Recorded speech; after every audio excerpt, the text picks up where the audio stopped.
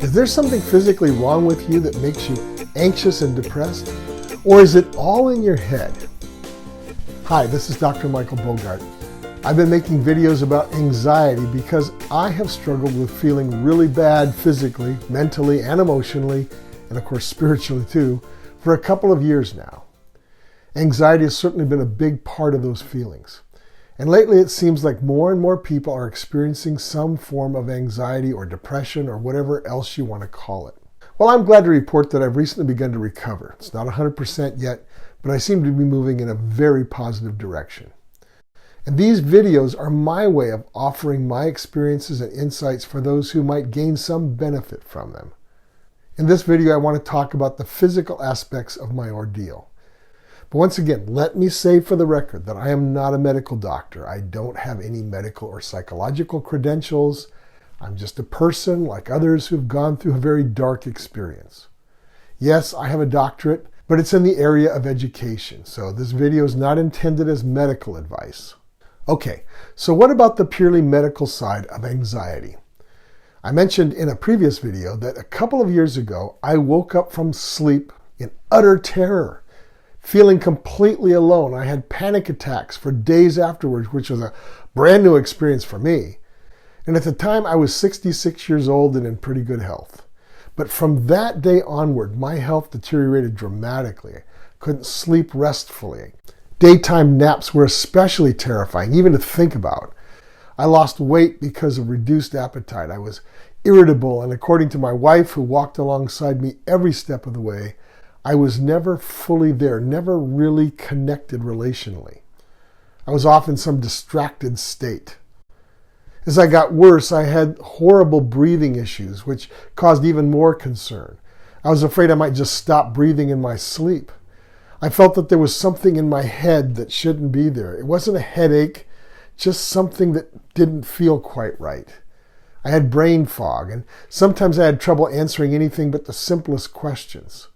Eventually, digestive problems showed up too, including stomach and intestinal cramping and constipation. Finally, late in my ordeal, I developed mysterious rashes on my arms and legs. Whereas before I might have seen a doctor maybe once or twice a year, over the 2.5 years of my misery, I made numerous visits to my primary care physician. Eventually, I went through 2 primary care doctors, both of whom sent me for every type of test that you could name. But they found nothing alarming except a slightly enlarged heart. No lung problems, no brain problems, no digestive obstructions. My second doctor told me that my real problem was that I was 68 and obese, and that there was basically nothing medically he could do for me. And it's true, I was 68, but obese? At 220 pounds, maybe I was over the ideal weight for my height of 6'1", but obese. I was recommended to a counselor. I eventually saw 2 counselors, both of which concluded that I had nothing wrong with my mind or my emotional coping skills. I also visited the emergency room 7 times in a 9-month period. They always sent me home having run tests and found nothing wrong. I'm sure my name is on some sort of problem patient list by now. After a while, I just gave up on traditional medicine. Along the way, I've seen naturopaths, iridologists, chiropractors, colonic technicians, and whole health people, some of whom have made a real difference for me.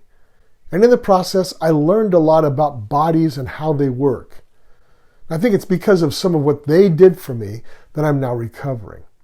Honestly, if someone had promised me that I could get better by standing on one foot under a full moon, juggling chipmunks while gargling bees, I would have done it in a heartbeat. I felt that bad. And of course, I was anxious. I thought I was dying, or at least that I would have to live in misery for the rest of my life. At this point in my recovery, I believe that my problems involve parasites along with some electrolyte deficiencies. In my ministry, I've traveled in a number of developing countries teaching Christian leaders, so for me to have parasites isn't really that surprising. And apparently traditional medicine isn't really into parasites. Parasites may also use up the electrolytes before a person's body can absorb them. At least that's a theory. Once I started natural remedies for specific digestive and lung parasites, and I started pumping the electrolytes, I felt better within days. As I say, the recovery is ongoing. Now, I know that people experience anxiety and depression for different reasons. Maybe it's a relationship gone bad, a personal betrayal, a loss of income, stress, and so on. But if the cause of your anxiety is primarily physical, you need to find out what is going on. And don't wait by the phone for doctors or anyone else to get to the bottom of what ails you. Maybe you'll get lucky and you'll find a doctor who will pursue the problem. But much of the time, it's up to you. Don't give up because a medical professional says they can't help you and that you just have to live with your misery. Medical professionals are far too busy at the best of times, and these days they're very preoccupied with COVID. If you take charge of your own health, there really might be hope, though. You just have to find the person or persons who care enough and have the expertise to help you probe into what is causing your pain and suffering. Now, I'm not saying that traditional medical professionals can't help. They can. It's just that your personal health is not their focus. It's your body. And sometimes you are in the best position to sift through all the advice and data that others give to come up with what will actually help you recover. Jeremiah 33:6 says, "I will heal my people and will let them enjoy abundant peace and security." The truth is, all real healing comes from God. Now, I'm a Christian. I believe in miracles. I've actually seen one or two that were quite unmistakable.